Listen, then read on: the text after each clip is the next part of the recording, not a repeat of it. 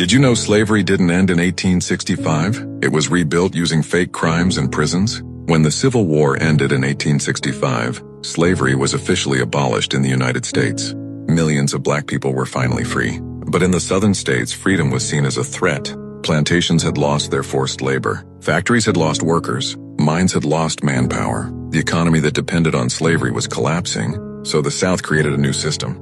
It was called the Black Codes.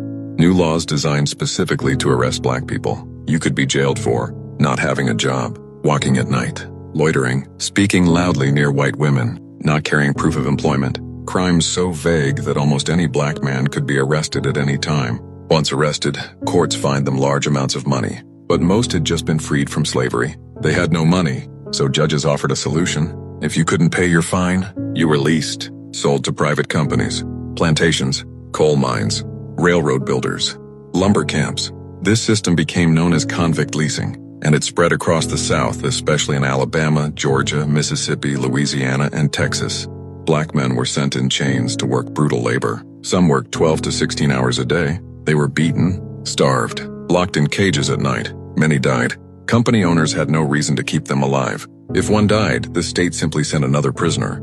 In some camps, death rates were higher than during slavery. This wasn't hidden. Local governments made money leasing prisoners. Businesses made huge profits from free labor. State officials approved it. By the late 1800s, thousands of black men were trapped in this system every year. One man's story later exposed how deep it went. In 1908, a black man named Green Cottonham was arrested in Alabama for vagrancy. His crime? Not being able to prove he had a job. He was fined, couldn't pay, so he was leased to a coal mine. He worked in dark tunnels, chained, beaten, and slowly dying from disease. He died within a year, and his story wasn't rare. It was normal.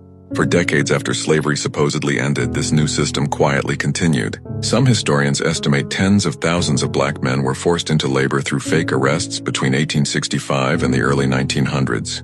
The system lasted into the early 20th century. It only began to collapse after journalists exposed the truth and federal investigations stepped in around 1910-1912. Even then, forced labor didn't fully disappear. It just changed forms. This history was later revealed in depth in the book Slavery by Another Name by Douglas Blackman. The truth shocked the nation, because it proved something many never learned in school. Slavery didn't simply end. It evolved. It moved from plantations to prisons, from chains to courtrooms, from whips to laws. This is not just a story about the past. It is a story about how systems can recreate oppression, even after it is outlawed. And it leaves a hard question. If slavery was rebuilt once through fake crimes, how many systems today still profit from bodies labeled criminal?